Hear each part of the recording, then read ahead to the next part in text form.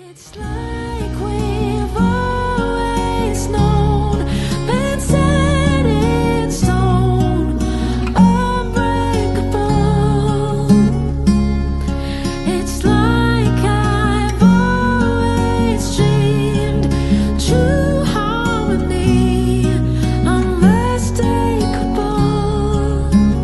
unmistakable.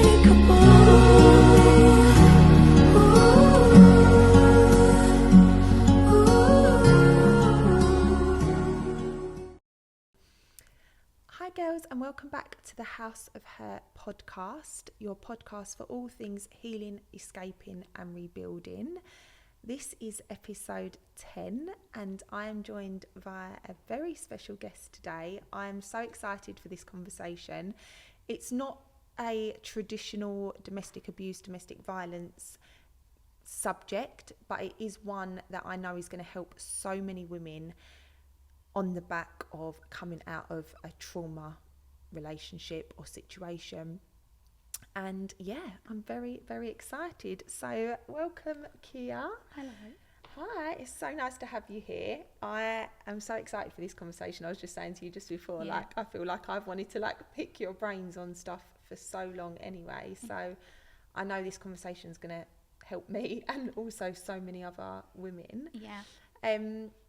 Obviously, I follow you on social media, so I know what you do, but just tell for the followers and listeners, what is it that you do and how you kind of got started in where you are now? So my name is H.E.R. Porter, and I work with women to reduce their inflammation, but through regulating their nervous system. So your nervous system, most people know it as kind of like that fight or flight response. Yes. And obviously people coming out of trauma and domestic violence, it's going to be something that's ever present in their life.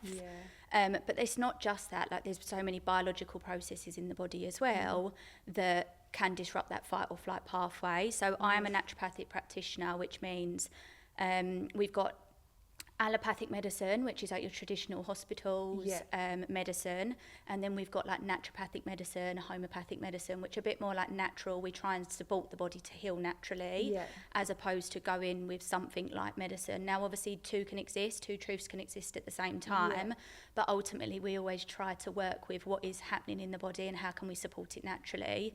So I work with women predominantly to regulate that system so that over time it starts to balance inflammation.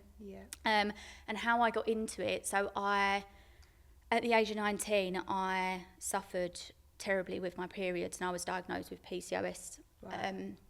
And through probably a decade of my life I was in debilitating pain. I used to faint every month, to the point I used to break nails. So I was trying to catch myself. Really? I'd headbutt tiled floors and stuff like that. So I used to be really unwell and very inflamed with it.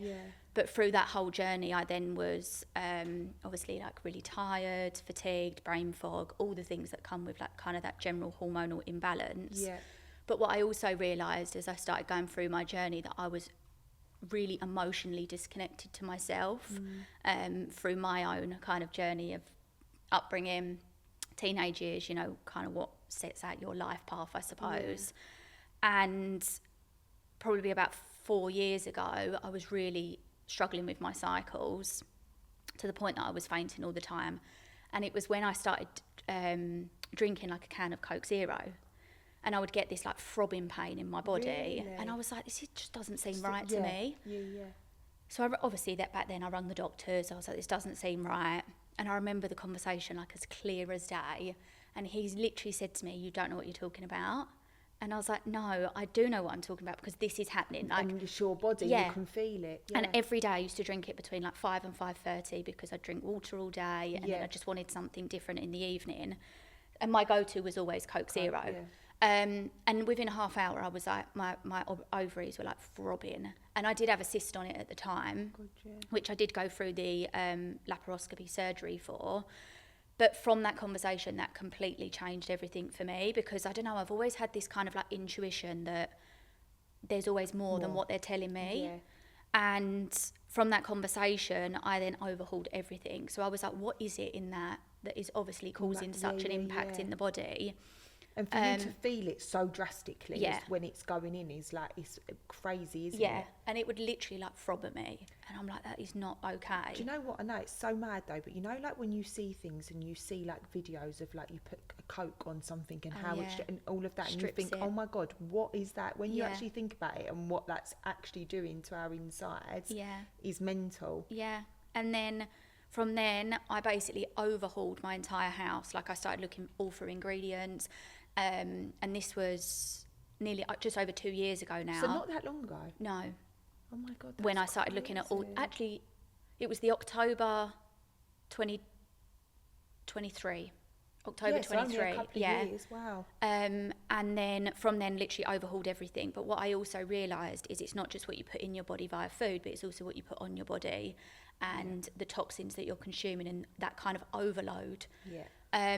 I set up my Instagram in March 2024 and it just went mental from then, because I used to speak a lot about how what you're eating, ultra processed foods, and the Instagram like now is very wide known. Like a lot of people know it. You go on social media, there's a lot of talk about like it. There is so much, and sometimes I'm not gonna. I get so over because you know there is so much, and actually, it is a bit of a rabbit hole, isn't it? Like I feel like once you open, you can't unsee it. So I'm like so aware of everything. But that's how I found your page, because I remember you done a reel, I was saying to you before, on cowpole for children, and I was like, oh my God. And obviously being a mum, that for me was like, oh my God, I need to change that. So straight away I was online ordering the other one, but it is scary. And I know and I know you use the products, but when I started my journey with the Monet hair products, I'd never really, for me, I think that was the first time that I'd ever really looked into, because it's non-toxic hair care. And a lot of the content is based around not putting toxins in your body. So then obviously your algorithm starts becoming more and more like that. And it's, honestly, I'd never even thought about that before. Never even I don't think I've ever looked at an ingredient before that, ever. And then now I'm like mind blown for what is in stuff and what we are putting in our bodies. And I think it's kind of that common myth that you say to yourself, well, if it's dangerous, it wouldn't be on the shelves and they wouldn't sell it. And but then that's where you say you go down the rabbit holes and you see actually the bigger kind of story, I suppose, or the bigger kind of agendas. But ultimately, when I then knew that was kind of what food was doing to me and products and stuff like that, once I set up my Instagram, it just took off, because there wasn't as many pages back then. And there wasn't many people kind of exposing this sort of stuff.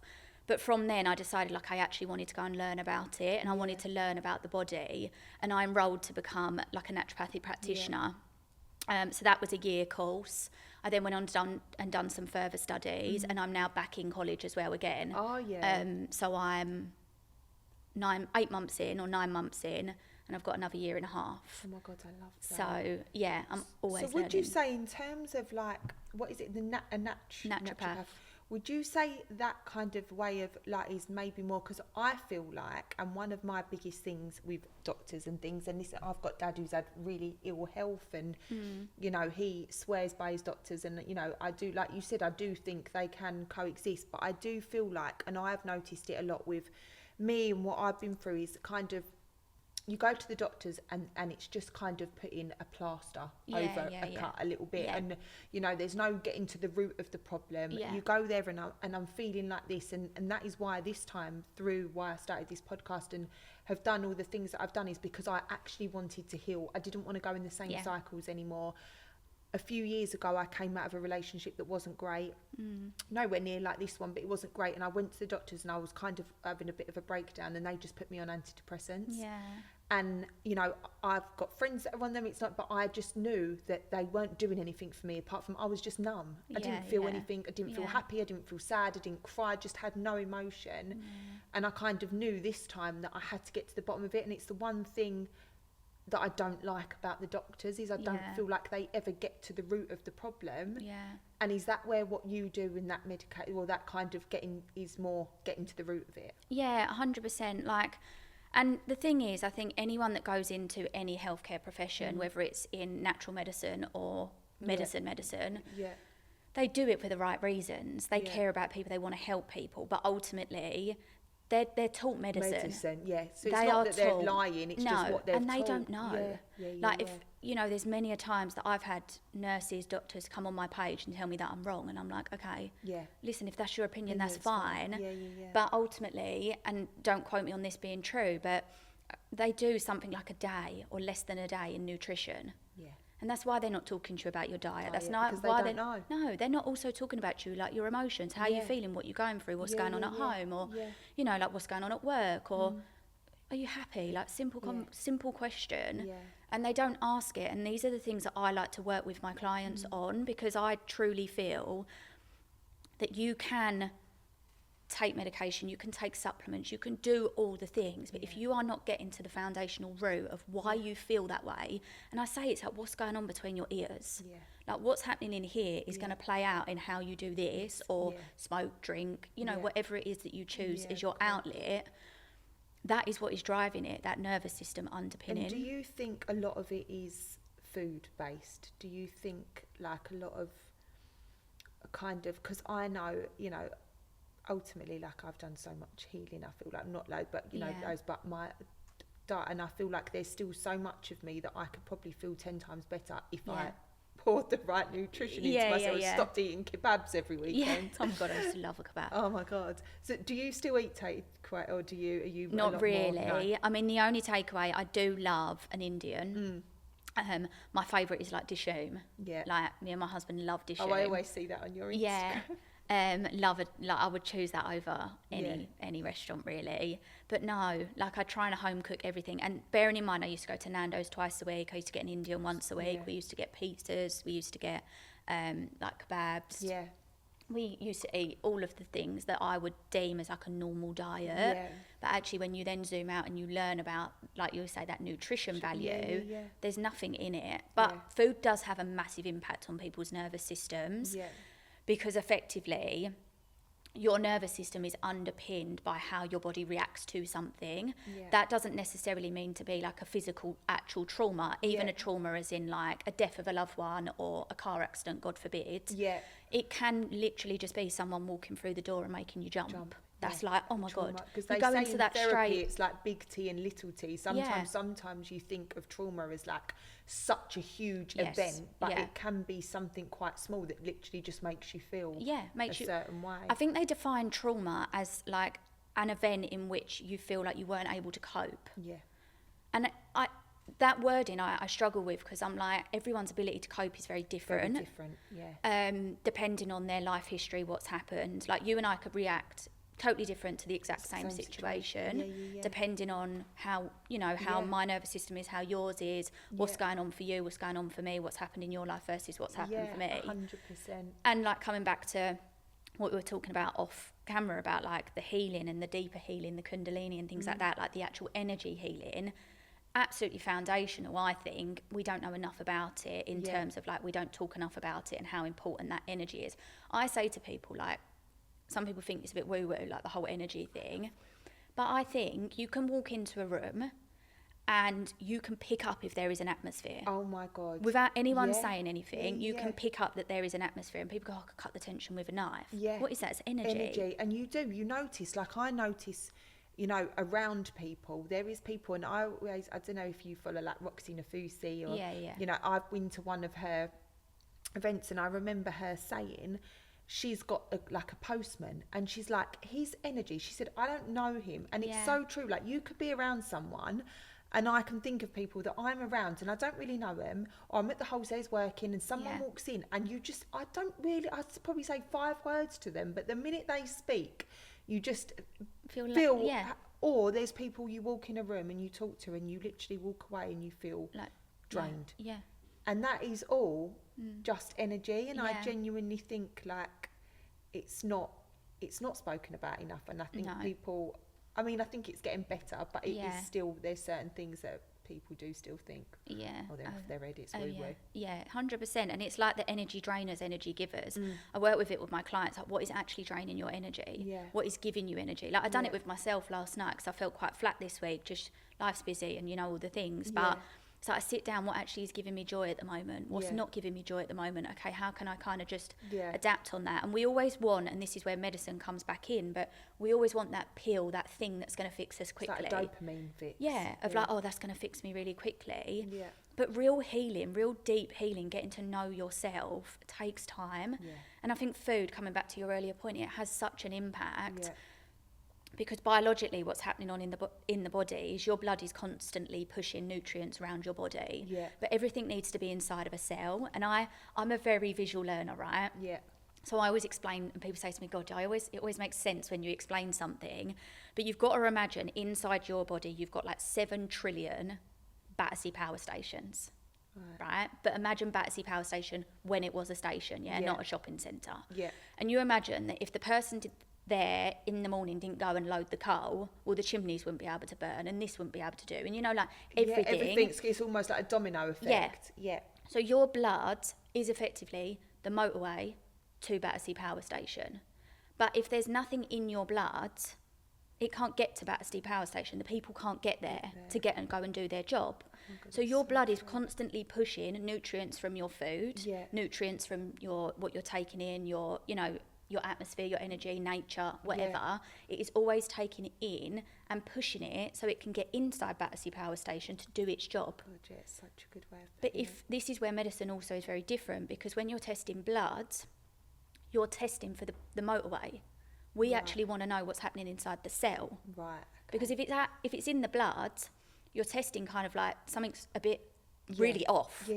If the blood's off, then something's really off. Yeah. Because the blood will always want to stay the terminology is called homeostasis, and effectively that means balance. Tightrope. It's like a tightrope. And you need that to be completely balanced, because if something's in the blood, high or low, depending what it is, it's real unbalance. And it's like, can be depending, if you're looking at like electrolytes, which loads of people know about now. But if you've got real imbalance in the blood, it's a life or death, you're in A&E, like that sort of situation. So your blood is just a transporting service, effectively. And it is always pushing everything that it takes in through food, as I said, water, etc., to the cell, because the cell is doing the job. Yeah. And that's then inside the cell where all of these biological processes happen. It's where you create isn't it? You just don't realise or think about, like, you just put a chocolate bar in your mouth or whatever, and it is so easy. I do when I'm feeling a bit flat or feeling a bit, I'm just like, I need a chocolate, I need a fizzy drink, and actually it's probably the worst thing, because when you eat all that stuff, you do crash. It's like with caffeine, all of those things, you have that high for a minute and then you just feel sluggish and horrible afterwards, but you don't actually think about, well, I think maybe more so now, starting to, but it's just, you just put food in your mouth and you don't really think about what it's doing to you and what it's not doing to you, do you? And it's mental. And when you get that process, when you get those highs and those lows, that is your body going into a fight or flight response and then coming out of it. Because effectively what's happening is your blood sugars are starting to change. And we now know, like, blood sugars have a really big impact on, like, diabetes, heart disease, all those sorts of things now. But ultimately, you eating a chocolate bar, if you don't then balance yourself for the rest of the day. Now, listen, we all eat chocolate, we all eat things, right? But ultimately, if you don't have overriding balance, your body is going to struggle to come back from that. And ultimately, you're going to go through the day literally doing this. And you are going to feel that as well. You're going to feel the high. With your moods. You're going to feel the crash. Yeah. And then over time, that constant dysregulation is not just driving internal inflammation, but also dysregulating your whole nervous system. So you are then going to struggle more with anxiety. You're going to struggle more with brain fog. You're going to struggle with your hormonal symptoms. God, the brain fog is real. Yeah. Like, honestly, some days I'm like, I can literally feel it, like it's... Yeah, like a cloud over your brain, like I can't think. I literally can't think. Yeah.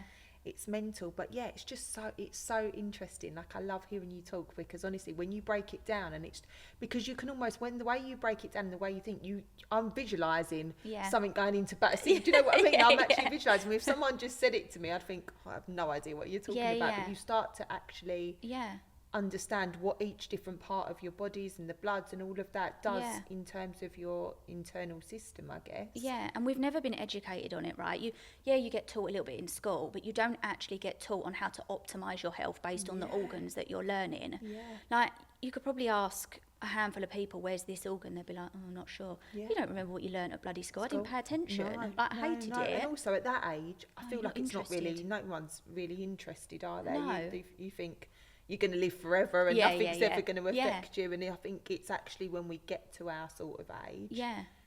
that you're like, oh my God. But even I think it's so important too. I feel like that needs to change, that Yeah, whole yeah. learning. You know, kids are always going to be kids and not.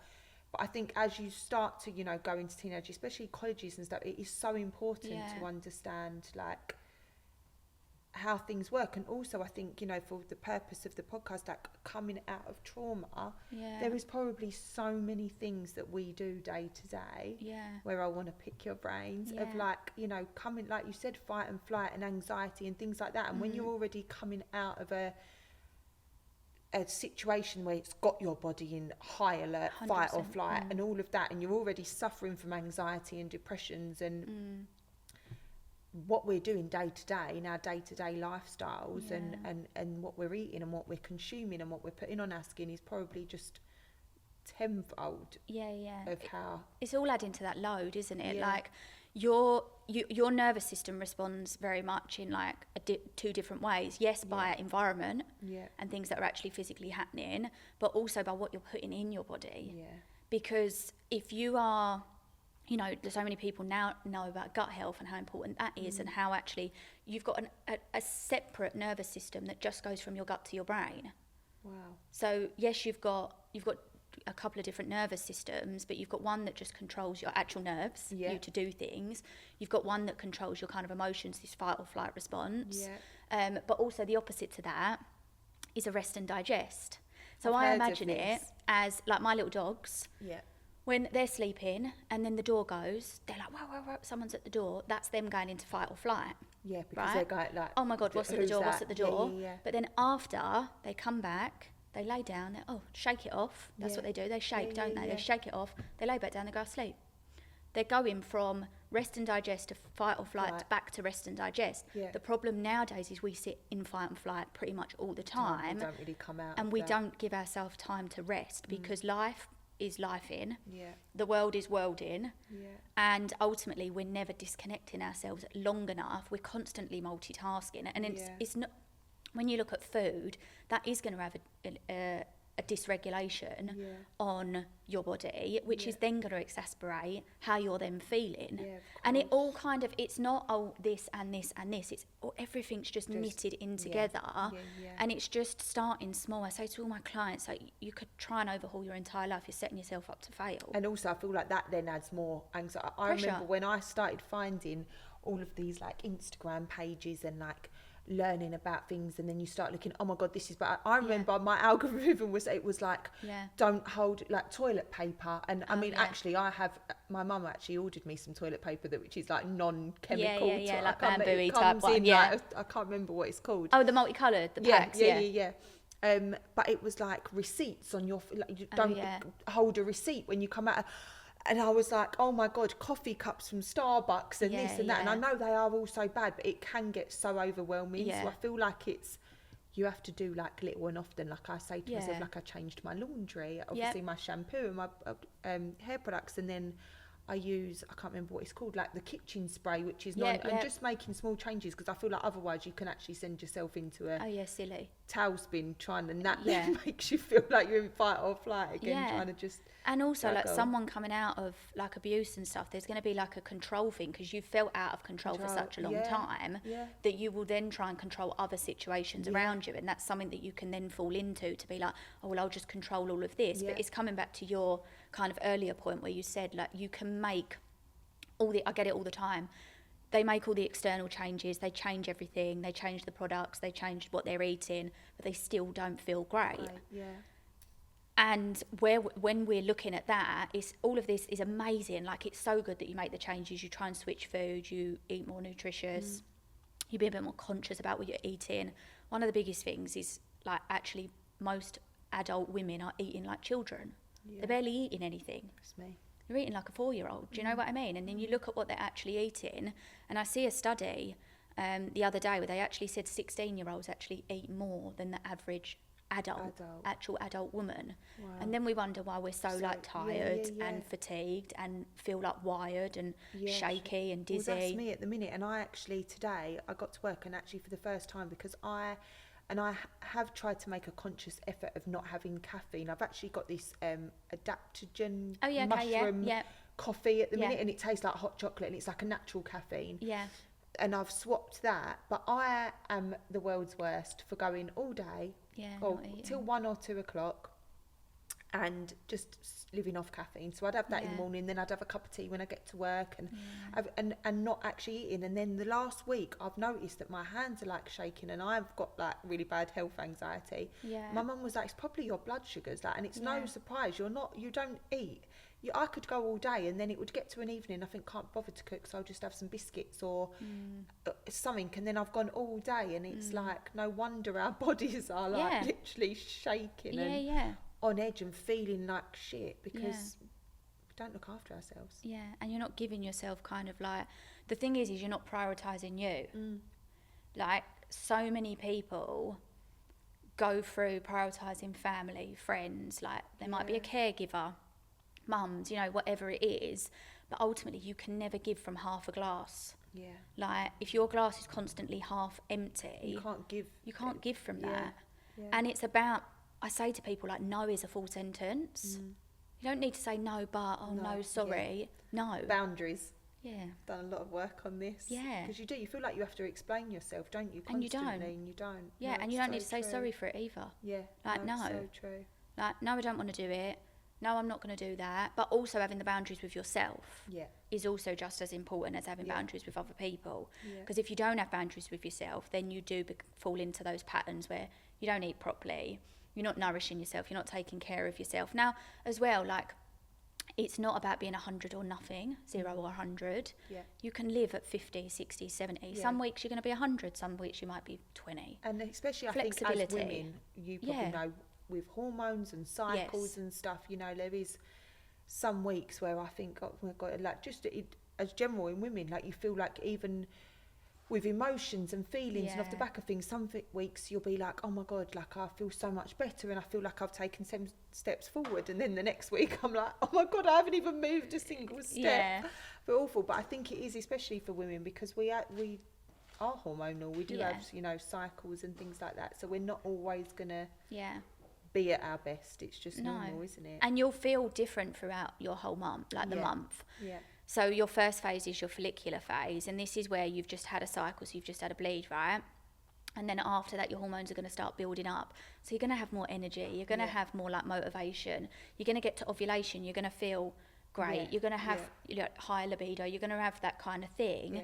But then after that, you're going to start coming back down again. So you're going to feel more emotional, and you're going to feel like a little bit more sensitive, and you want to wrap up in a blanket with a bit of chocolate and things like that. But ultimately, it's giving yourself that grace through that cycle, because if you're constantly 100%, I've just got to go, why am I, you know, you feel like your body's failing you, but it's not. Yeah, and I think we do live in a society, and I do think, again, we're hearing more of women like you know, talking about, which I think is great, because I think, like, I look at my mum and she doesn't stop, and she's always drained it into us, like, and I think we're learning now that, you know, that working hard 24/7, it just isn't, well, it is doable, but you're gonna at some point burn out.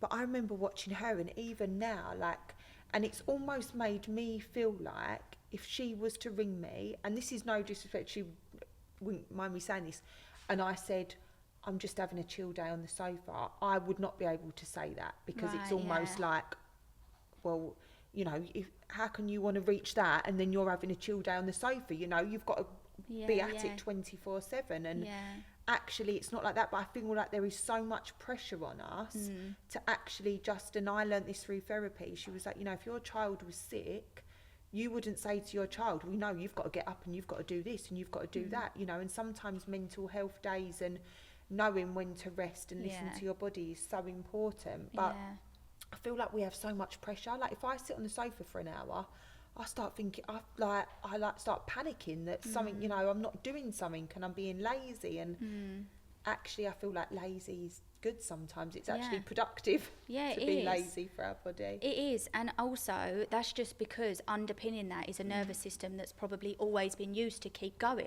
Yeah. And I always say to people, like, your nervous system will always prioritise familiar chaos Yes. over unfamiliar calm. Yeah. Because that's all it knows. Yeah. So it will constantly, and I had I've been doing this now 2 years, but I've been on this journey for 6.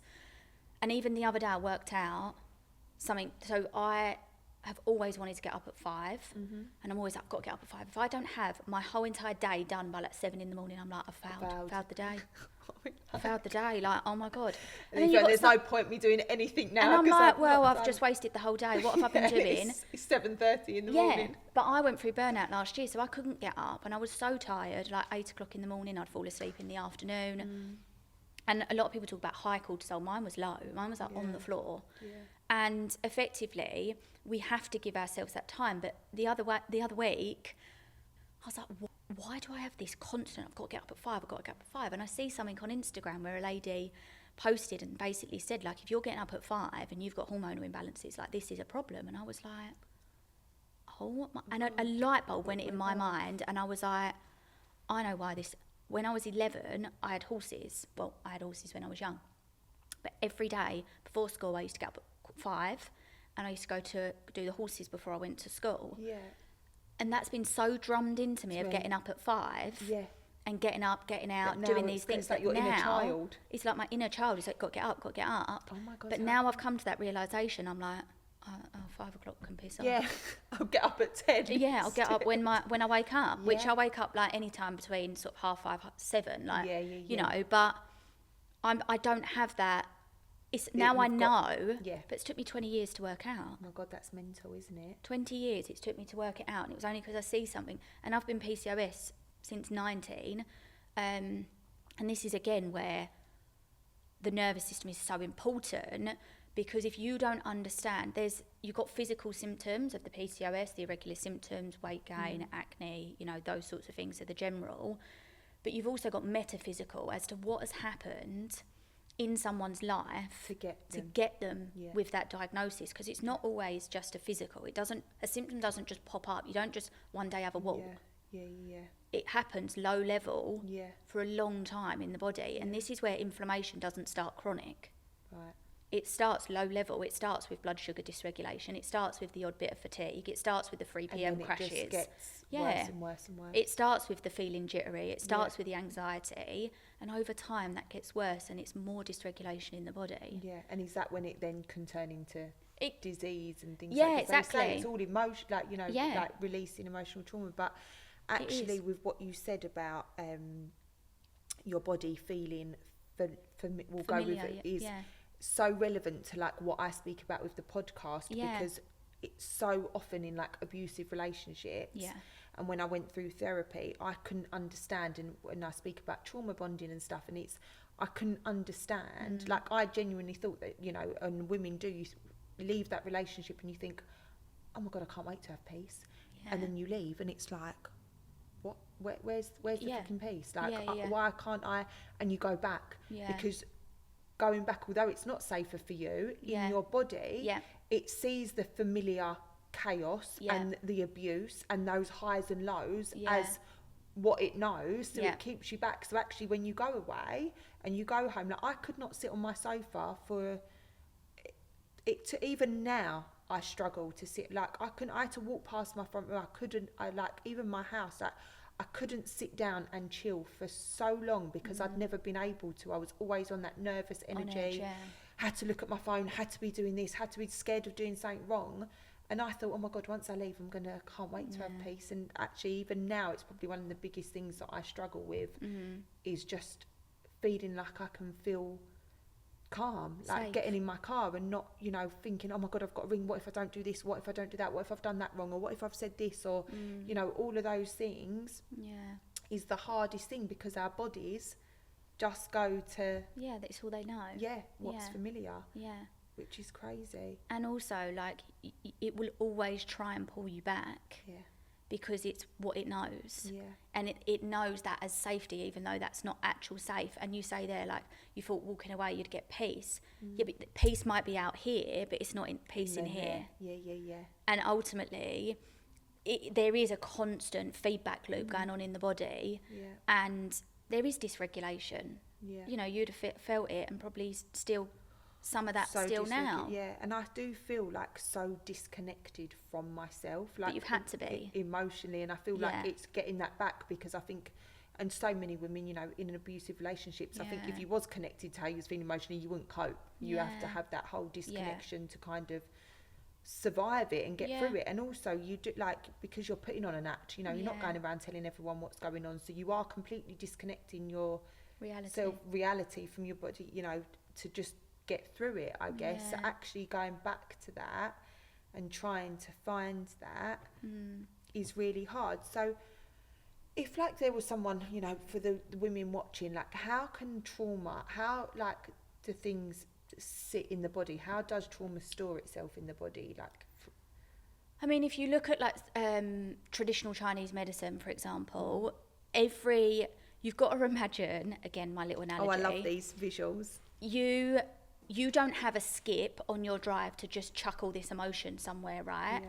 So you think little children, I always go back, when you're talking about the nervous system, go back to children. Yeah. How do children respond when they're angry, upset, frustrated? They stamp, they scream, they throw themselves on the floor. Yeah. What do? We go silent, we sit. Yeah.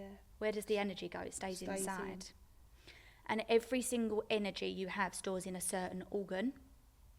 So, for example, if you're fearful, kidneys. If you've got grief, lungs. So you often find someone that may have lost a loved one may then develop asthma, or they may have a asthma attack, even though they've never had asthma in their life. Wow. Because grief holds in the lungs. And then you've also got, like, anger, resentment holds in the liver. So then you'll struggle in biological functions to detoxify. Wow. So it then holds back those processes. Oh my God, and so it's like that gut intuition as well, right? Like, I am a true believer that women have it way stronger than anyone. Like, you have that knot in your stomach that you're like, and it's an instant pang that you get, and you just know. Yeah. A lot of people ignore that. Like, a lot of people ignore it because it's easier. With gut feeling, like working out what's gut and what's, like, past. Yeah. Thing, do you know what I mean? But I feel like your gut is still your gut. It's always your gut feeling, isn't it? But that will always hold in the body. And I remember, going back to our earlier point about Kundalini, I remember I went to Kundalini, and my first ever one, and I'm really open to these things. Like, even as a kid, as mad as this sounds, and I said it to my husband the other day, like, you know, as a kid, you'd be like, I want to be a fireman, I want to be this. I used to want to see ghosts. I'm like, I want to talk to the dead. And, like, I remember I said it to my husband the other day. He was like, really? I was like, yeah.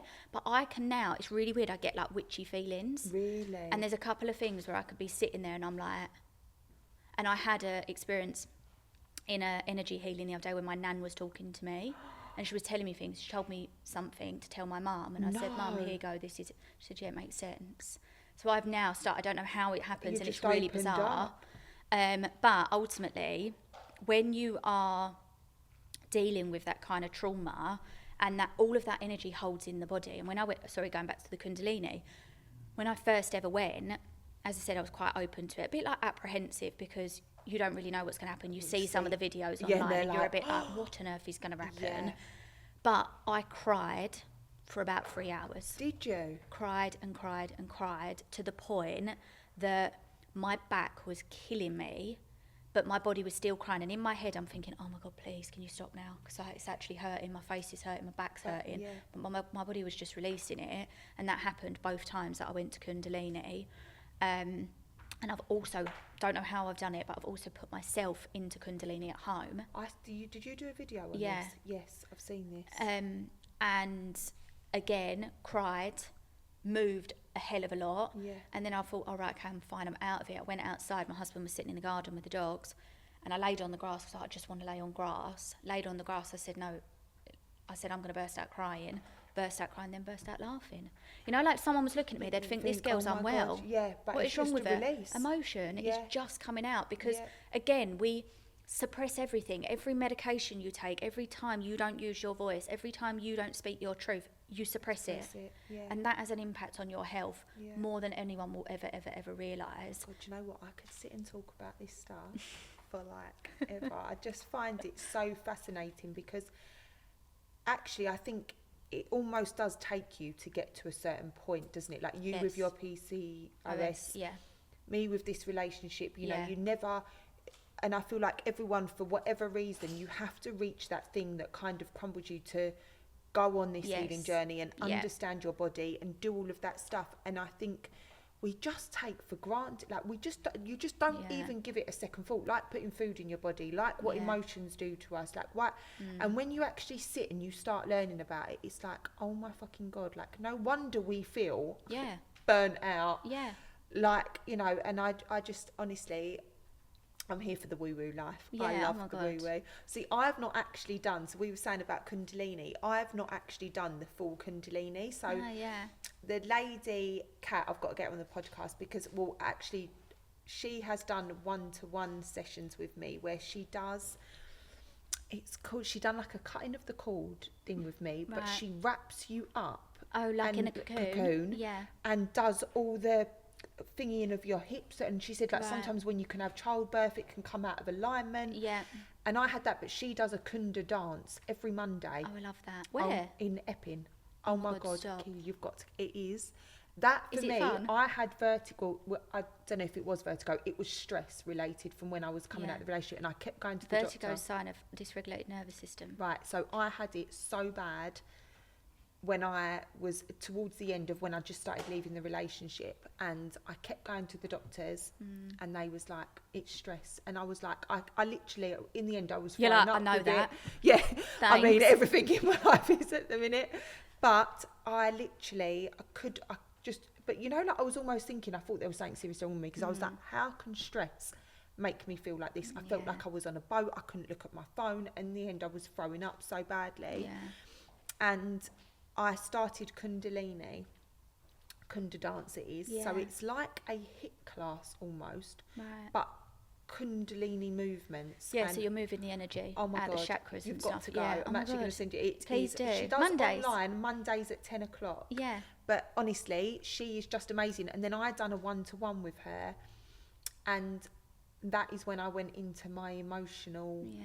So I had the one-to-one with her, and then 2 weeks later I actually ended up my mum and dad finding out about what had happened, and I ended up going to the police. But it was because I went there, and I think it was the next day I released so much emotion that I'd hid it from the kids for so long. Yeah. And you just go into that, keeping it, like suppressing suppressing Push it down, put a lid on and it. I remember I picked the children up, well Georgie it was, from school, and she got in the car and I just could not get a grip. Like I'd just reached that point, and I think it was I'd done all of this emotional release. And I remember I got home and I just put myself, and I remember like it made me feel so bad because I remember I just walking past the room and I rung, this was when I rung my sister and my friend, and I was like, I can't cope anymore.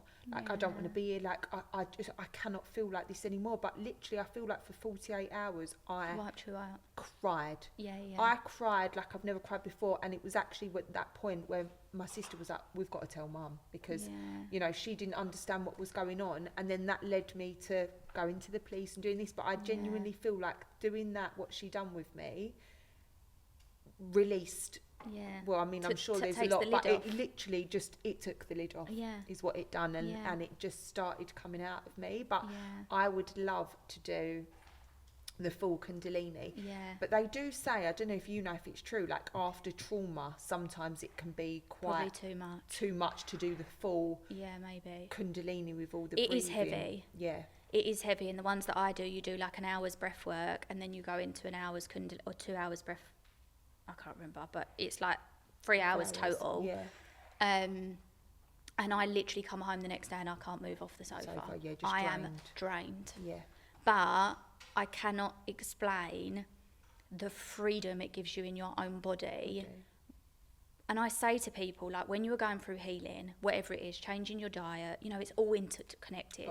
Diet, supplements, you know, changing your lifestyle, and your I relationships. feel like what you surround yourself with, what you watch on the news, what you would like, energy, listen to, like, and I don't listen to the radio anymore. I hate it. Even with the kid, we get in the car, and even the kids now, they're like, "Mum, turn that off." It's just because you get in the car and it's just like, this one's died and this one's been and this one's, and you know, I know sometimes Mum, Dad says to me, "You need to know what's going on in the world." I'm like, "No, I don't. Yeah. No, I don't, because if I know what's going on in the world, I won't sleep at all. You got to protect your own peace. Yeah, but I do feel like that, like you said, you know, it all interlinks, doesn't it? And when you start going through that, you know, you take what path is relevant to you. But ultimately, I say to people, like, you have to start with the foundations. You have to start slowly, because if you go into all of these different... And my world's a funny world, because you get a lot of unhealed people teaching other people. Right? But it's... being authentic to you, I think, is a big thing, especially when you are coming out of something like, you know, domestic violence, and you're coming out of trauma.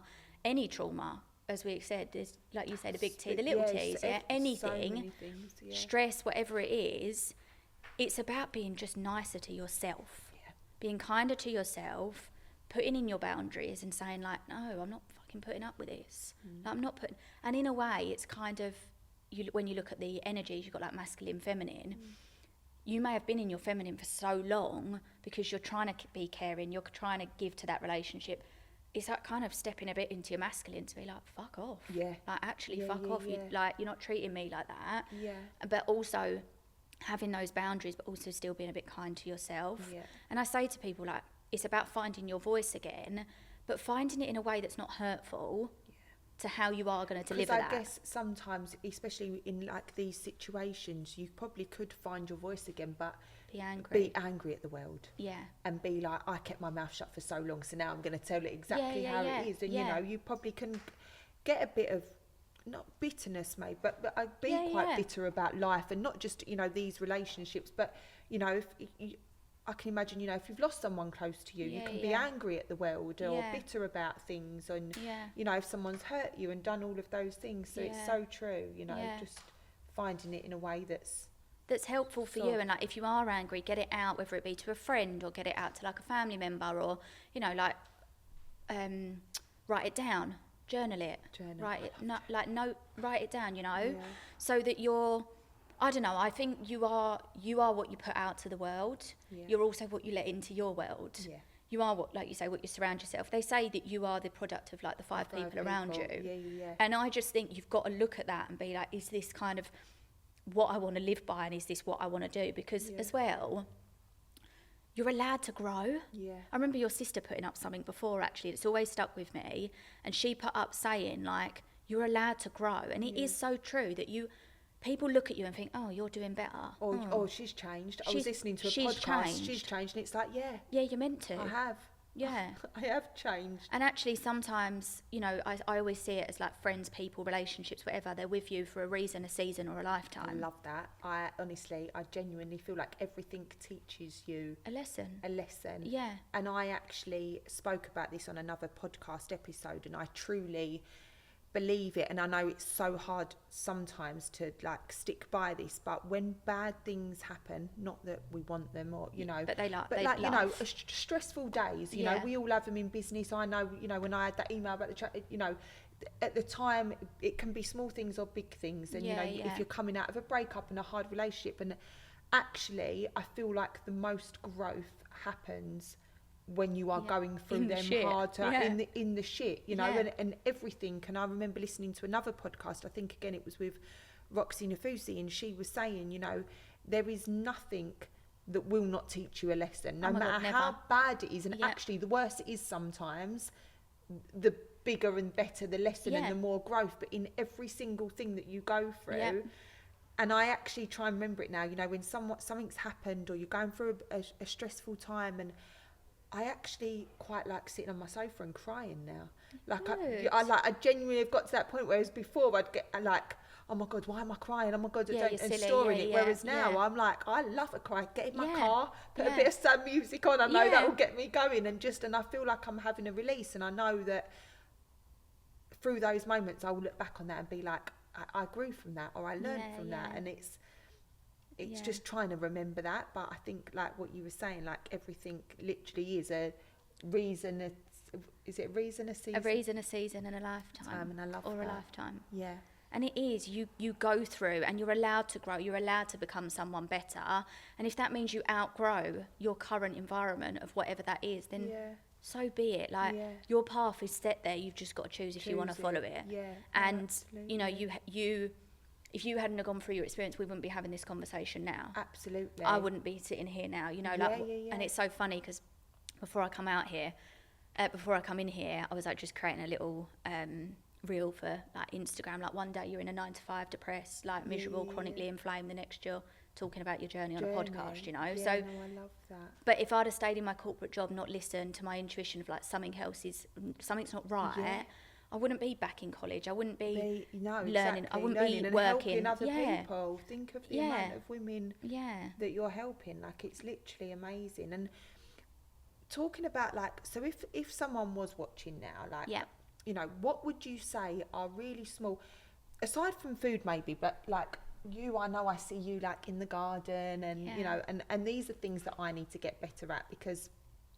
I think I have all the right intentions of doing it, and sometimes, but I think, what would you say, like, is, you know, for someone who has been through trauma, who is completely dysregulated from their nervous system, from their body, completely disconnected, what are small steps that, you know, would you say are probably the most important to start regulating again?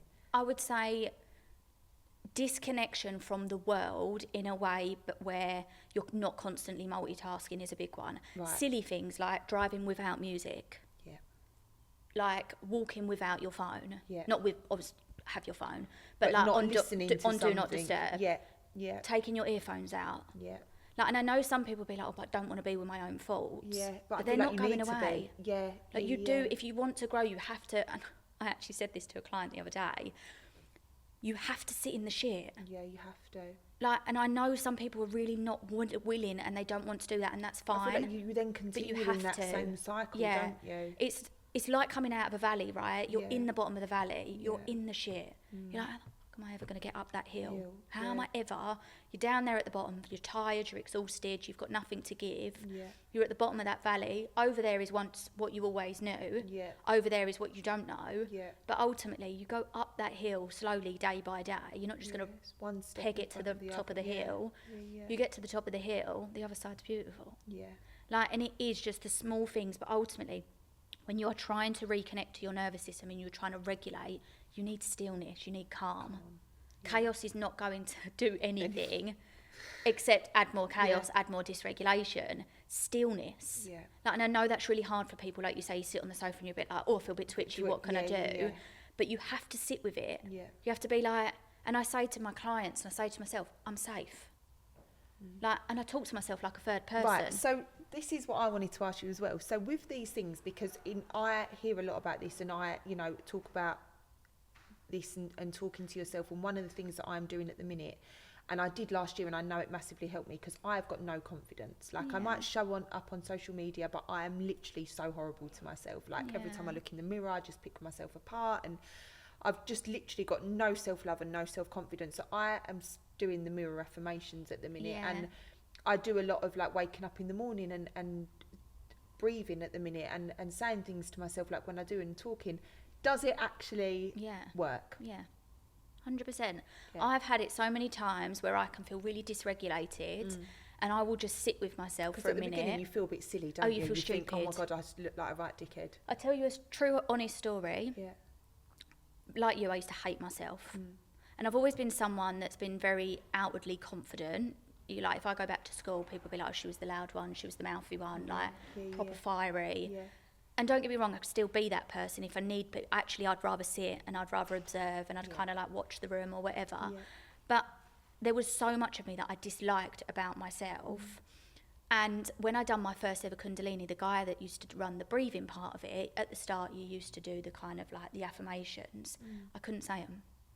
I couldn't say them to myself. Really? And it was like, I love you, I'm ready to let it release from my body. I couldn't say it. Like, and I was literally, but the words couldn't come out my mouth, but I was crying. It's because I just did not have that like self-love for myself. And over time, it took a long time. I've, like you, done therapy, and I've done... Do you get to a place, because I just can't imagine, like, I cannot imagine and I'm stuck, and I've come a long way in so many things, but I just can't imagine ever feeling like I'm gonna love myself. Yeah, you will. It takes time. It does take time, because you've also got to remember, not only have you not loved yourself, you've not been loved by someone that you loved so much. Yeah. And that's a confidence knocker in itself, because then you think something's wrong with you. Yeah, But there's nothing wrong with you. There's something wrong with that person. Yeah. But it's about rebuilding that confidence. I used to stick post-it notes all around my house. Yeah. Because with, like, nice affirmation. yeah. But I was very much like, I don't mind an affirmation, but I find they can be very nothingy. And I never liked I am, like, for example, I am great, I love myself, whatever. I just used to look at it and think, What, do you think they need to be more personal? I think they need to be more questions to spark what you're thinking. Right. To make you question what you're thinking, and that's what I done. So, for example, I would have a post-it note, like on the mirror, by the kettle, on the fridge, on the all around, and it would be one that might say, "Is your fault that you're having now helpful?" Right. Okay. Yeah, I get you. So then you'll look at that and you're like, no, it's not actually. No.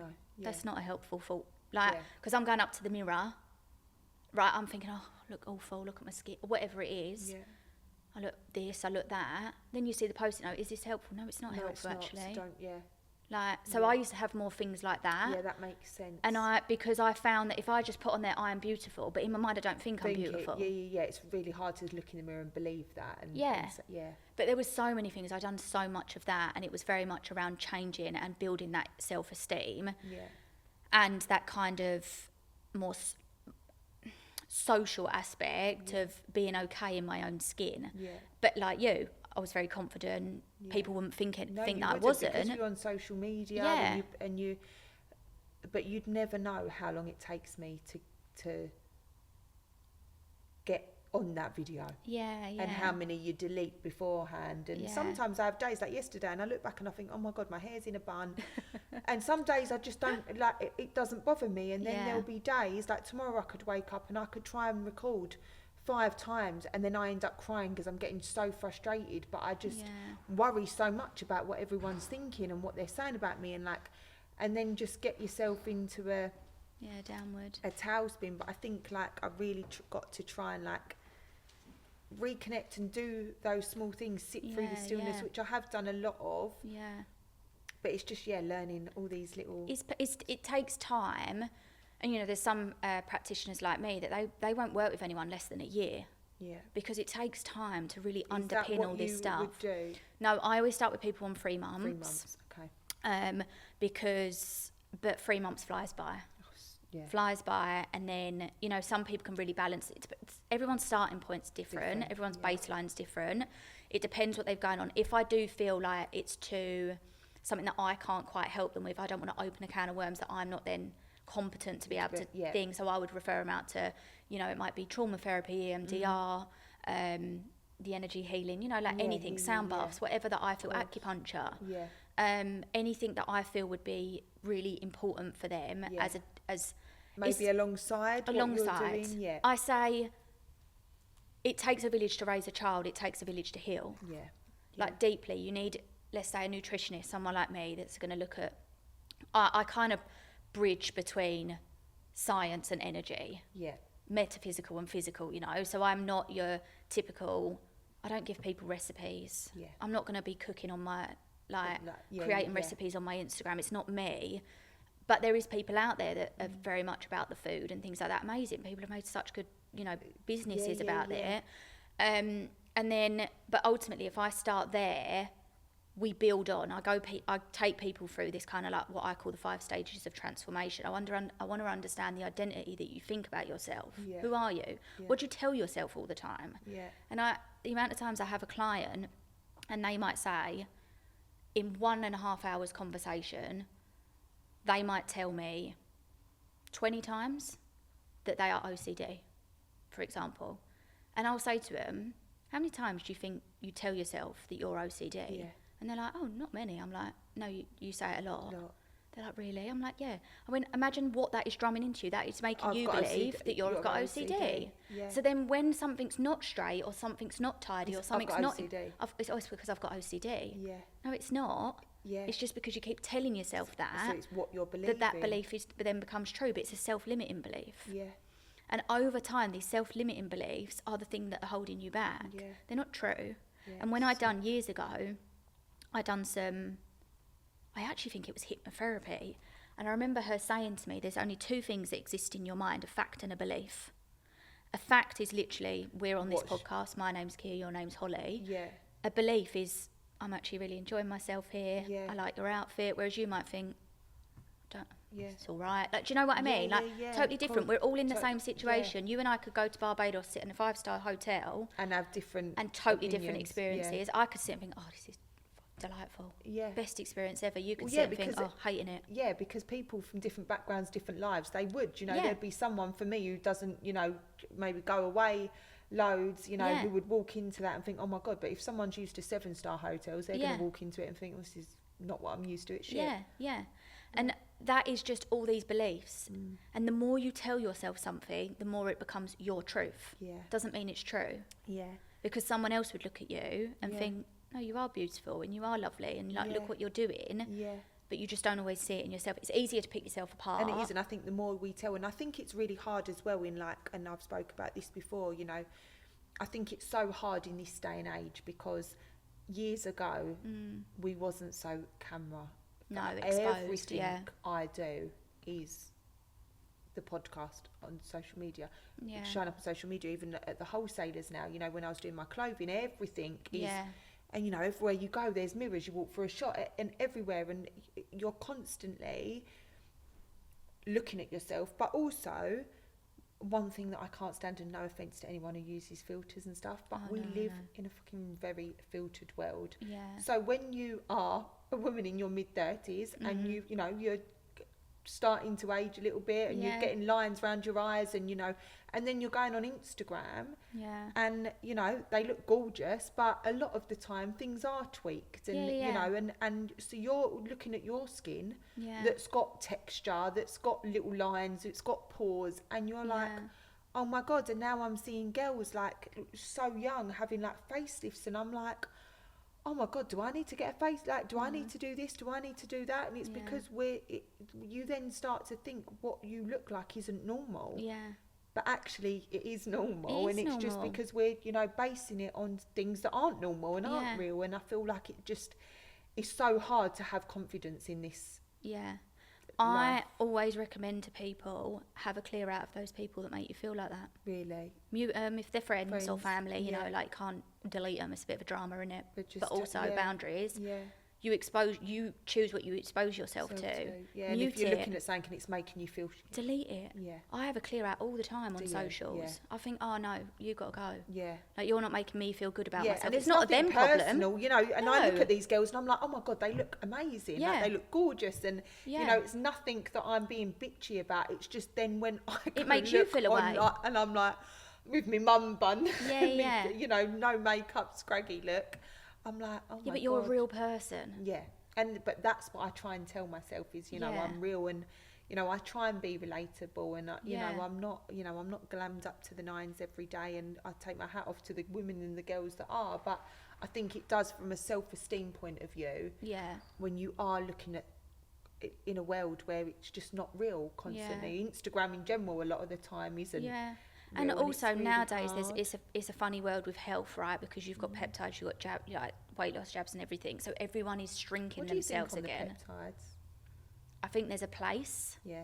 where people are like seriously overweight, and that is impacting their health.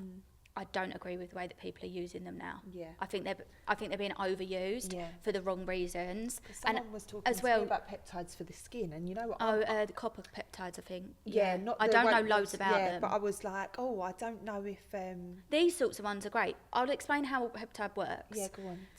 When it goes into the body, again, it's going on the motorway, yeah? Yeah. And what it's doing, but instead of your Battersea power station, it's got doorbell on the front door, yeah? Right, yeah. So, or think of your house. Yeah. Your house has got a doorbell. The peptide comes up to the doorbell, it rings the doorbell. Inside the house, everything, the dog goes mental, the kids go mental. Mum, there's someone at the door. Yeah. You run and get the door.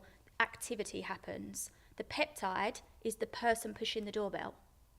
So what it Right. does is it goes and pushes activates. it activates what it needs to do inside the cell. Wow. So that's all it is. Okay, so it basically just gets everything Moving. like your collagen and all that sort of stuff. Is It just gets all of your processes, whatever the peptide is, Yeah. it just gets 'Cause that this one was process for, working. Like, skin, I think, like to Yeah. do with like your skin, because I am mid-30s and starting to think I need But a little bit of also, a... This is where, in a way, people look in the wrong direction because you're looking about what you can put on your skin. What about what you can do for your body that's going to support your skin naturally? Yeah.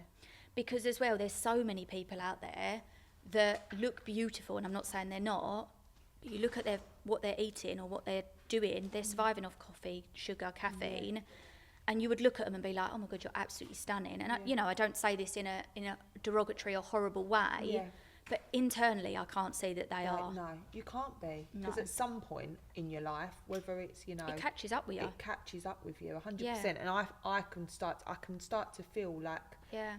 in my body, you know, the months of not eating properly. And I think, you know, when I go into fight or flight, and I think I've actually naturally, when I was in that relationship, lived off cigarettes. Yeah. Literally, I would never eat. I was constantly on my last nerve. And for me, you know, I know there's some people that when they get stressed, they go into overeating, like emotional eater. I go the complete opposite. I could go days, like I'm talking days, without eating a single thing, and I would just smoke. And then when you smoke, you don't want to eat even more. Yeah. And I'd live off till, and I literally, I was just under 7 stone when I was with him. I was like ill looking, and I think my body got so used to that. So actually, for me now, eating 3 meals a day, I'd be sick. I think, you know, my body's. I'm getting better, but I could go until 2-3 in the afternoon. Would be normal for me. Like I wouldn't bat an eyelid. But actually now I'm starting to notice it in my body, because, and that's why this morning I got to work and I was like, I never eat breakfast, but I had to go and get something, because I can feel it in I feel like my legs feel shaky, my hands feel shaky, I'm getting like really bad brain fog, and I'm like, no, I've actually got to start looking after myself now, because it's coming out of me. I can feel it. Yeah, and it's such an improvement in a way that you're now feeling it. Yeah. Because before you wouldn't have felt it. Yeah, I would be disconnected to that emotion, I guess. So but that is a real big win. Yeah. Because what you can feel, what you can change. Yeah. So when you feel it, when you recognise it, you can change it. Yeah. And also coming back to your kind of like thoughts of how you like ruminate, I always, not always, because we all get caught with our own brains, but you just got to see them as a fault. Like, oh, hi. Yeah. Hi. Oh, you're here. You're back again. Yeah, Thanks. this is what my therapist said. Thanks, It's off you like, go. oh, I'm not going to listen to you today, but thank you for coming. And you've got to treat but your do you mind literally as a say third it to person. yourself? Yeah. Like, you do. You've got to treat yourself like Would a you third say person. it in your head, or would you say, start walking around Tesco's having a chat with with your inner critic on your shoulder? Then people would think I was we would like, start getting sectioned then, wouldn't we? Yeah. But it's like talking to yourself like you're a third person. Like, I'm safe. You know, nothing in this situation is hurting me. I'm fine. I am safe. I can feel that you're like, you know, I can feel that you're under pressure. I can feel that you're apprehensive, but you're safe. You're fine. Yeah. And all of a sudden, you feel yourself start to be like, oh, okay, I am fine. Yeah. Because that's how you start to bring in that regulation over being so dysregulated. Yeah. And all the time you're dysregulated, it's just going to keep. You're You're going gonna to got to keep kind of break that cycle. And I Yeah. think I remember listening to something, and it was like, you know, you can't get rid of a negative thought or something. You can override it. Like, you know, they're always going to be there. Like you said, that inner critic is never going to go. You know, to some degree. Yeah. Everyone through life is always going to have someone that sits there, and not someone, but you know, your inner critic's going to be there. It's just, you know, people let it in a lot more than what other people do. So it's just about, you know, trying to break that, I guess, as much as It's possible. understanding as well, you are not your faults. Like, you're not your faults. Yeah. We all have Our mad thoughts can faults. be fuckers, can't they? And we all have mad faults that you think, oh my God, have I just thought that? Yeah. Am I sick? Yeah. You know, like you have these things that you think, oh my God, actual God. Someone could see Someone what could I'm see in my brain, thinking. they'd think I'm mentally ill. Yeah. But they're not yours. No. They're It's just something that comes through. And you've got a natural instinct, survival response from all these years ago when we used to hunter and gather for survival. Yeah. So your brain is just constantly going back to survival of some degree. Yeah. But we're exposed to so much more now.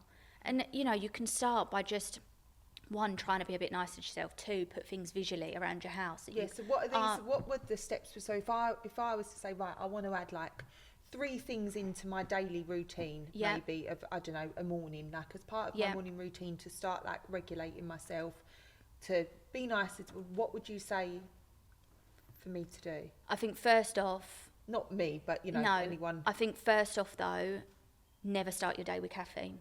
Right, yeah. So I wanted to talk to you about this. Is protein Better. where, Yeah, where yeah, you yeah. should be starting your day? You so want should have- protein, fats, carbs. Okay. You want protein. That's your free So what's food your like, groups. typical breakfast? Depends what I fancy, but most of the time it will usually be a smoothie. Yeah. And when we talk about smoothies, it can't just be a load of fruit. Right, okay. Like, because no, Yeah. these shop bought smoothies are dysregulating your blood sugars like so much. Yeah. They're just a carton of sugar. Yeah. But it's getting some. My go-to smoothie is like berries or mango pineapple. One, And you home make that? yeah, homemade. So Yeah. just all frozen. Yeah. So like in the Tesco's, if you go to Tesco's in the Frozen. That's it. Yeah. Okay. Either berries, mixed berries, you know, whatever, raspberries, blueberries. Then I'll eat or mango. I love mango. Then pineapple, because pineapple inside of it has got a compound called bromelain, and bromelain helps break down food. Oh, okay. So it's what we call a digestive enzyme. Cauliflower, frozen. Now people are like, what? Why am I putting cauliflower in my smoothie? You don't taste it, Doesn't taste of anything. but it's a cruciferous vegetable which helps detoxify Right, okay. anything, hormones. It's a fibre in the gut, so it helps Yeah. support gut health. You don't taste it, but it's getting it in, and also it's a fruit or vegetable, right? Right. So you're not just having a big old load of fruit. Yeah. That, your protein, because you need some form of protein. So yes, you can go protein powder, or you can So- go collagen. Protein Yeah. powders mess my belly up. Is Yeah. there, like, I really struggle, and I've had Yeah, every yeah. protein powder there is out there, because I'm like, I'm on the go, I'm a busy mum. For Yeah. me, sitting and making a smoothie or a shake or something like that is perfect to me, because I don't have time before the school run to do like an eggs and avocado on toast Yeah, yeah, and yeah. all of that stuff. So that would be perfect for me, but What just can't. what proteins do you have? Do you have milk protein, whey? Yeah, I think, Yeah. is that right? It depends how you can tolerate them. I just don't think I can. My stomach, it blows up. Yeah. I get gassy. I feel Yeah. like my stomach is lodged. Yeah. And I Yeah, just because feel, it's the protein. Yeah. Protein's hard to break down. Okay. So it is, if you think like a lump of steak or a lump of chicken, that in the gut, Gut. is hard. Yeah, yeah. So I always start clients on a plant-based one. Right. Okay. Not because I'm plant-based, I Yeah. was for 5 years, but not because of that, but because it's a lot easier on the digestive system to break Okay. down. Yeah. I love the brand like Form, I love the brand Wild Nutrition. I think I've got a. Is it greens? It's in like a real. Is it? Oh, Real. Is Yeah, it- I've never had them. It's a RHEAL. plant-based one. I'm sure I bought ages ago. I actually don't think I ever used that one, to be honest. I think I get caught up on seeing all the stuff on Instagram, Yeah, yeah. going for them ones, Yeah. but they just don't agree. And then I go in with either like a bit of avocado, some, or like coconut cream. You need a fat, Right. Okay. because then you've got your protein, your fat, your carbs. Mm-hmm. Having that is going to keep you steady for the morning. Yeah. The next thing I would say is hydration, actual drinking water instead of coffee. Yeah. Lemon water in the morning, or just something warm, Yeah. because something warm is just going to regulate you to be like, you've got to think body temperature. Putting in cold is a shock. Yeah. You jump I into saw cold this water. the other day. Oh my god! And I would always go for cold water, and I saw your thing Yeah, saying, and don't it's so do it. true about like when you get in an ice bath or whatever, Yeah. and how your body things. I pick up so much from your Yeah. stuff, and actually. It made so much sense. And Yeah, sister, I you're went into a shocking- shop and I was like, no, I'll just have the one on the side, please. Yeah. The room temperature one. Yeah, and it makes such a difference drinking warmer water. Yeah. And I know some people be like, well, how does this matter to my body? Yeah. It matters. Yeah. It does matter. Yeah. Because everything you put in has to be processed. Yeah. And if you're putting in things that are just going to dysregulate it, you're dysregulating yourself even again. more. So you're doing one good thing and then dysregulating it again with something else. And then I always say, try and take, it's hard, right? A slow morning, that's going to look different for everyone, but try and take 5 minutes in the morning just for you. No phone, Yeah. just nothing. 5 minutes. Yeah. It's not a long time. Yeah. And whether it be just sit in stillness, lay with your eyes shut before you get up, Yeah. stand outside, morning Yeah. sunlight. Especially now it's getting in this sort Yeah. of time of year is Yeah, morning light easier. is the best way to regulate yourself, because we've got a 24-hour body clock. It's why we know when we're tired, why we know when we need to wake up. Our body naturally has a rhythm, and the best thing you can do to regulate yourself, not just energy but hormones, everything else, is getting early light in the morning. And that just means opening your blinds, opening your curtains, seeing light of some sort, not wallowing in darkness. Because I know when you're sad, you want to just... You just want to shut the blinds, get in your duvet, and you don't want to do anything. But you have to get yourself out the hole. Because no one's going to get... things every day that are going to compound, isn't it? It's like you don't see the... I remember my therapist saying to me, you know, you won't see the benefit from that one thing on its own on the first day, but actually as you start doing them, you will look back and start thinking after, you know, it might be 3 weeks, might be 3 months. Oh, actually, no, that's made me feel better, and they all like add up and compound together. And 3 grateful things a day. I know like people talk about it, but just 3 things that you're actually grateful for. Because I think it's so easy to pick apart the bad, but also coming back to the self-confidence thing. 3 things you like about yourself. Every day, 3 things. What do I like about myself? What do I do that's good today? What do I do? What did I do today that I'm really proud of? Because so then you're starting to give yourself evidence that you are that person. Because just saying I'm beautiful, or they're just so generic, aren't they? They're just nothingy. And I don't mean that, but I know your brain doesn't know the difference between that and what's real. But for me, I'm like, I can't believe that if I don't physically actually believe it. Whereas if I say to myself, I am a good person, and then I give myself evidence. Today, for example, I helped someone across the road. Or today, I smiled at someone. Do you know what? I'm proving that I am a good person. So then I'm giving myself that evidence. And then you think, oh yeah, no, actually, I have done that. I am that. I am a good person.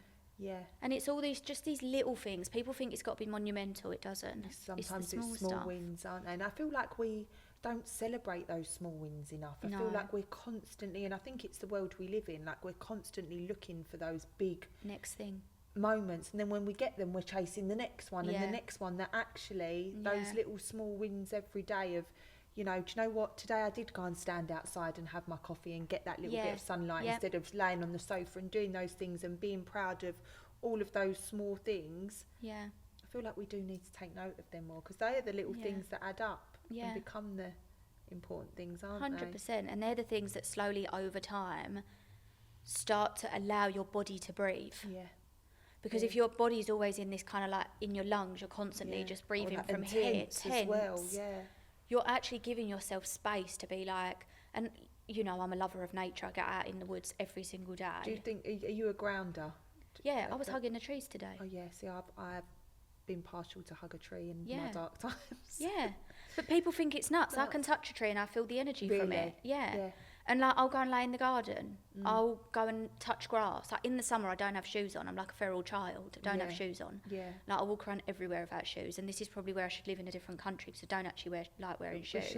I say to my husband all the time, what an annoying thing a shoe is. So what do you mean? I say, well, you have an outfit and then you've got to find a shoe that don't go with it. Just paint our toenails a nice colour to match our outfits instead. I'm like, I just would rather not have to wear a shoe. But it's... Unfortunately, we live in a country where you have to wear it. But it's... You're giving yourself that space, that compassion, that grace, that kindness, that you've done your best today. And that's enough. Like, that is enough. Because we are too hard on ourselves. Oh, we're so hard on ourselves. Whatever. And just with the, I know we spoke about, but just so people understand, so with the, when we were saying about the caffeine, is that because it spikes your, because this was something I wanted to touch on, and I think I've spoke about this because I learnt this about spiking your blood sugars and cortisol levels, and when you've been through trauma, we want to calm them, and if you're having caffeine first thing in the morning, it spikes that, right? So the way that it works is your body, naturally in the morning, you've got what is called a cortisol awakening response. So that's what gets you out of bed in the morning, right? So it's very low. We want cortisol low in the night time. If you're waking up throughout the night, there could be a dysregulation with that. But when you wake up in the morning, you've got a natural peak of cortisol. We want it. It's healthy. There's a lot of bad rap about cortisol. It's not always necessarily true. We want it. It needs to come up. But what we don't want to do is add on a stress hormone, because that peaks it even more. So it comes up, And then it will start tapering off after about 90 minutes when you're waking, which is why it's important to have your breakfast within about 90 minutes. So there is a certain time frame where you within should... roughly about 90 minutes. Yeah, okay. Because once you've then had your breakfast, your body goes, oh, fine, thanks, I've got my safety now. Yeah. I don't need to freak out. Yeah. But if you're then putting a stimulant, which is coffee or tea, onto a stress hormone, you're driving it more. Right. Now, in someone that's balanced, It wouldn't make much difference. it's not going to touch the side, because they'll probably have their coffee, then they'll have their breakfast, then you Yeah. know they're mooching around. They're not dysregulated. Their body is not in fight or flight. Yeah. But when you're adding that, effectively that cortisol is coming up. What's then going to happen is your blood sugars are going to kick in. Yeah. So they're going to say, "Oh, we're in fight or flight. Quick, go!" Yeah. Because you're adding that stimulation onto it, and slowly over time, we've got a little on the top of our kidneys are two little organs called the adrenals. Okay. The adrenals are like, I call them little Christmas hats. They Yeah. sit on top, they look like little Christmas hats. Sit on top of the on the kidneys, and they manage our fight or flight response. Right. But not only do they manage that, they also manage some of our sex hormones and things like that. They manage they create the cortisol, they create adrenaline. Yeah. So when you take on a stimulant, they signal to the adrenals fight or flight. Yeah. Now, if you are in a fight or flight already, you're just adding more to the it, so fire. yeah, it's just, You're adding fuel. Yeah. And this is about nourishing so that your body does. I've been nearly caffeine free now for 2 years. Have you? Yeah. Would you drink a decaf? No, No. I don't see the point. Yeah. I drink holy cacao. Yeah. See, I love. I've just swapped. I said mine to a mushroom, Yeah. and it tastes like hot chocolate, and it's Yeah. got it's natural caffeine. I am actually going to ask for the non caffeine one. But I've noticed such a difference. See, I don't Yeah. drink my tea bags at home now are decaf. Yeah. Like, because I am a hot drinker. I love Yeah, a I hot do. It's drink. like It's a comfort yeah. thing for me.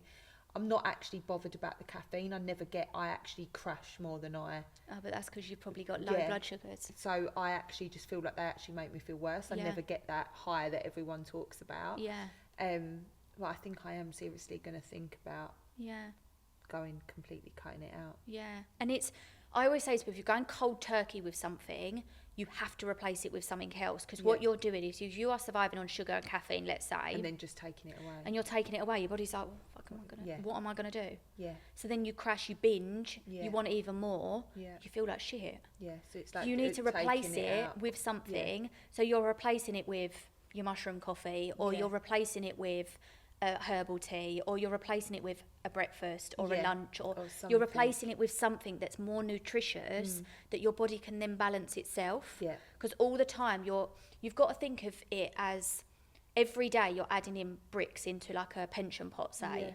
But if you're constantly taking them out, Yeah, you're going to get to your menopause and be in a pretty bad place. yeah. And that's going to so hit you like a true. ton of bricks. So true. Because our adrenals are our backup system for our menopause. God, it's all so interesting. And if we don't regulate that now, We're going to be fucked. you're going to really suffer with menopause. And people Yeah. go, oh, that's like years away. Well, it's not. I'm on the cusp of perimenopause, I think. So Yeah. I feel it creeps up on you so can, quick. yeah. It really does. And it is about optimizing it now. And I'm a big believer, if you optimize it now, you are preventing yourself from disease. That's not to say you're never going to get anything, Yeah, but you're doing your best. You can help. Yeah. You're not you going to can be, do you your know, bit. in the Yeah. worst case, hopefully. Yeah. Education's power, I believe. Yeah. And I knowledge love is that. power. So there's just a couple more things. I know we need to wrap up soon, but I saw that you do the testing Yes. for. So supplements are such a big thing, Yeah. but and I probably bought every supplement on the market Yeah. for different things at different times, and actually there was a couple that I looked into and things that I think it was it ashwagandha or something, Yeah. and actually I'm sure it said when I was looking into something it was saying that I've always taken that because it's meant to calm you Calming, down, yeah. but actually if you've been through trauma it said that you shouldn't take it. Mm. But I remember you saying things that sometimes, we can go and buy supplements, a vitamin D supplement, but Yeah, actually yeah. if we've got too much vitamin D already in our body, Yeah. so what you do is the tests Yeah. that will tell you exactly what supplements your body need, right? Yeah, so I work with a couple of different functional tests, but specifically I always start with the foundations, and the foundations I work with minerals, Right. because minerals are why you eat food. Yeah. You eat food because it's got nutrients in it, and those nutrients have a biological process in the body. So it's like a key goes into a door. If you don't Yeah. have a key, you can't get in the door. Yeah. Same as your minerals, right? They go into your blood, they go to the cell, they do what they need to do. Yeah. But they also go to different organs, right? Right, So we talk okay. about the adrenals. Salt is the adrenal. Okay. Yeah, so like sodium. Yeah. Then we've got a lot of people who suffer with thyroid, which energetically is your voice. Really? And the amount of women that I've had in clinic that when I speak to them and I'm like, you're suppressing something, and we look and I'm like, there's a hypothyroidism, they're on a medication which is usually levothyroxine, and I don't work with medication, it's down to them to deal with it with the doctors. Yeah. I support alongside. Yeah. But I'm like, what are you not speaking? What are you not saying? Yeah. And then it all comes out. Yeah. And then And they've just suppressed for years and years and years, and it suppresses the thyroid, Wow. like energetically. Yeah. But ultimately, I'm looking at what is happening foundationally. Why have you got the anxiety? Yeah. What is driving that? Yeah. Why may you be sitting in fight or flight? Or actually, you're not even fight or flight anymore, you're in freeze. Freeze, yeah. You've gone through the other side, and now Yeah. you're sitting in the kind of low of freeze. No procrastination, no motivation. Nothing. Like, brain Yeah. fog, done. Like, no. Yeah. Can't have the conversation. You're in, like, the burnout. So I can start to see patterns of how that is playing out. Yeah. And I use hair. Now, this isn't a hair of, like, I'm going to tell you don't eat mushrooms, don't eat this. I don't necessarily believe in intolerance testing. We're looking at hair because hair is a soft tissue, and like I explained with the blood will always want to stay in balance. But if blood is out of balance or it's got too much of something in it, where does it push it? To cells, to Yeah. soft tissue. Yeah. So hair is a soft tissue, so we can pick up the data from the hair. Right. Wow. Because if it's not in the blood, it's somewhere else. Else, yeah. So if we can pick it from the hair, Is we that can why see a more lot of people patterns. do like the hair strands? Is that? Yeah, it, but or- that's more to tell people, like, oh, don't eat this, don't Okay. eat that. And I truly believe that if you can't eat something, it's because your gut's not doing well. Right. Okay, Yeah, your gut's out. Something internally. Yeah, because it's always the gut that is going to throw out why you're having a reaction to something or Yeah. why you can't digest something. Yeah. I don't, unless you are physically allergic, in which case you would have to go and get an fully allergy test. Yeah. I think the intolerance tests I'm not a big fan of. I've never Yeah. used them. If clients have got them and they come to me, I'm like, I'm not really I'm going not to use gonna them. Use that. Yeah. Yeah. But with the testing that I do, I want to know the foundations, and then we're building on the foundations. And from that, depending on how that comes out, so touching on your vitamin D point there, the reason I very rarely recommend vitamin D if someone has been in trauma or high stress is because your body starts to protect itself with calcium. Right. So it will start pulling calcium out of your bone. I'm saying this in a very layman's term. Yeah. But it will use the calcium to protect the Batsy power stations Right. Okay. from being constantly attacked by stress hormones. Yeah. So it will basically put cling film wrap round the stress hormone. Have you ever seen a implant removed where it's got that kind of hard shell around it? Yeah. That's calcium. Wow. Because it would have known, the body would have known that that is something foreign, and it doesn't like it, Yeah. so it Oh, it protects makes it from the sense. rest of the body. Yeah. When you've been in a high stress or trauma for a long time, suppressed your kind of emotions, your body's gone into a protective mode, but not only have you just gone protective of yourself, but your body's also gone into protective. So it starts wrapping sort of like calcium, and vitamin D and calcium have this really kind of antagonistic Yeah. relationship. That you add in more vitamin D, you become more emotionally disconnected. You Right. become more, the symptoms get worse, they get Okay. heavier. So And we need interesting. vitamin D, we do. But I say Yeah. to people, get out in the sun. Sun, We're coming into summer, natural. right? Yeah, You yeah. need exposed bare skin, no sun cream Yeah. with the sun to get your vitamin D. Yeah. And this is where it gets more complex, but some people can't. Like for me, I can't convert vitamin D. It has to go through a process. It goes to the liver, it has to be converted so then it can be used in the body. It's like you make a cake. You haven't got just flour and it's a cake. No, you need flour Flour with and- butter. yeah. Same thing happens in the body. It goes You in, explain it it has to so be well. like mixed up with Yeah. other stuff. Yeah. But if there's like, oh, the oven's not at the right temperature, Yeah. but the oven's broken and it's never going to be at the right temperature, it can't turn That batter into yeah. cake. Yeah. And the same thing happens in the body. Oh, This wow. is where genetics come in and things like Yeah. that, which is like, you know, the real far depths of if you really want to understand your body. But more generally, people are taking supplements they don't fucking need. Yeah. Because they've seen something, the ashwagandha, they've seen this, oh, I'm stressed, I'm going to take that. Yeah. Ashwagandha is actually not probably one of the best ones out there. Yeah, no, and I actually read, I can't remember what it was that made me look into it, but it actually said for someone who has been through trauma, Yeah. actually putting ashwagandha in. I can't remember what it said or why, but I remember reading it, and I actually stopped taking it because of that, because it was like it does something to your I wouldn't even say it right, but I just remember reading that it is actually not the best thing to take if you've been under quite a lot of trauma or stress and things like that. Yeah, a supplement that is really good, there's two that I don't recommend supplements out there. You'll know on my social media I never put supplements out unless I'm actually working with people. Everything is a recommendation. It's up to someone if they want to take it based on my knowledge, my research, my qualifications. But the two that are actually really good is one is by a company called H.E.R. It's called Calm Complex. Right. And it's got some really nourishing herbs in that support your brain in calming down, but also support your adrenals to get out of fight or flight. Wow. And that's got things like holy basil, lemon balm. So there's a really nice, gentle, really gentle herbs. And then another one is L-theanine. And L-theanine is a amino acid, so we get it via food. It kind of goes through a process, but it's directly calming for the nervous system. And that again, my people that I've known, clients, and also people that like personal friends that I've recommended it to, it's completely changed their kind of being in that hyperactive, busy brain, like, oh my God, I can't calm down. To just kind of take the edge off of it. It's not long-term things. We don't want anything for long-term, but if you're someone that's really in that and you just need that kind of... take the edge off. Or you're struggling to sleep or you're struggling to switch off, those before bed and things like that are really supportive. Really good. Yeah. Oh, maybe you'll have to send me the link and I'll put it in the show notes for you.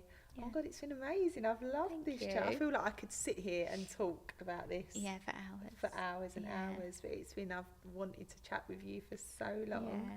So what we'll do is if someone wants to contact you. Yeah. I know you've got different programs. Yeah.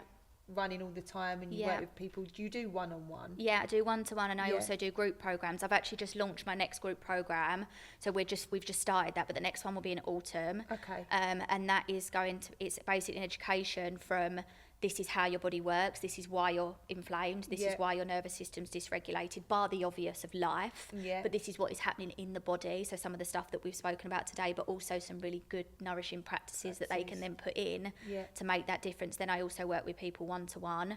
But my website's being set up at the moment, but everything's on my Instagram. There's links on there that you can find. So what we'll do is we'll put H.E.R.'s Instagram, and the website's not ready, right? No, but there's a link tree which you can get. You can see all my services. So we'll add all of that in the show notes so everyone knows where to find you. I mean, I'm sure a lot of people probably follow you anyway, but if you don't, then you are absolutely going to want to, because the stuff I learn is just amazing, and I've learnt so much today. I can't wait to go and buy my mango and my pineapple frozen and have me see it on my story tomorrow. Yeah, I will. Starting my day in the right way. I'll send you the recipe so you can put that in the show notes as well. Oh my God, yes, absolutely. Because I think that is so important. I think the way we start our day is literally the way we carry on. And I'm a bit like that. Like if I go and I then, I don't know, get a sausage roll from Greg's or something, I think, oh, I've had the whole day now, so I'm just going to eat shit. What's the point of me having a salad for lunch? Yeah.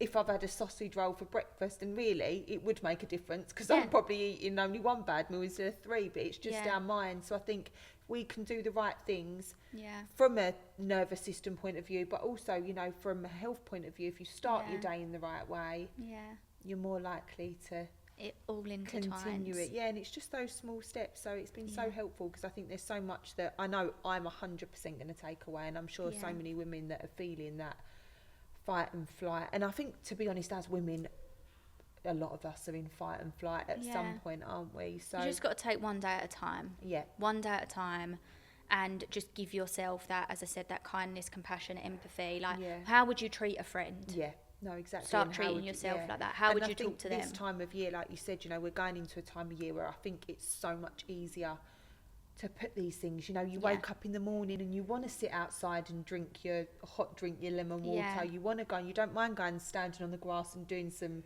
deep breaths. So if we're going to start the healing journey, girls, now is the time, because it's nicer to be outside and stuff, isn't it? So start getting the wheels in motion now. And it's what you do every day, not what you do every other, it's what you do every day that matters. And actually, I think it's so much more important to do like 1 minute every day, rather than doing 10 minutes once a week. Yeah. You know, you're better off, you know, if you've done something for yourself for like 2 minutes, say, Yeah. you know, sitting in silence or just Yeah. writing your journaling, that Yeah. is better every day than doing once a week a full 10-15 minute Yeah. thing. It's just 100%. small steps It every is. day. We'll get there. Yeah. But it's been so nice talking to you. I'm Thank going to link you. Kia's Instagram in the show notes, and she will send me the link to the supplement that we just spoke about, and also her amazing breakfast recipe. Yeah. And yeah, thank you so much for Thank coming you for on. having I've me. loved it. Thank you. And thank you so much for listening, girls. We will be back very soon. As always, if you are listening or watching on YouTube, please make sure you like, follow, share, subscribe. And if anything that you're watching in today's episode or in the podcast in general isn't something that you personally are affected or, you know, need, please make sure to share it with someone you know that does. And we'll see you in the next episode. Thank you.